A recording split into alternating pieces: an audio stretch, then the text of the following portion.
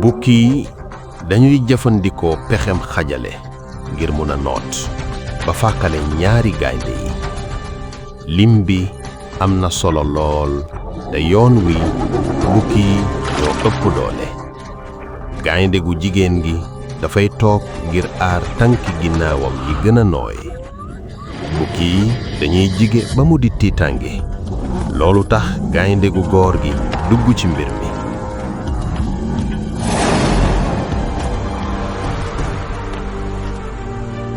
am na 7 at te ci lu yàggul dina génn mbooloo mi. lépp luy yombal mu ñawlooti bëñam yi dina ko jël ba lu mu bëgg la.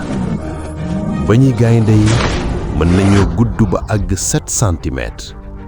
diggante bëñ yi dafa maase ngir mën a dugg ci diggante yaxi ginnaaw yi rab yi ñuy rey ngir dagg li lëkkale seen yaxi ginnaaw.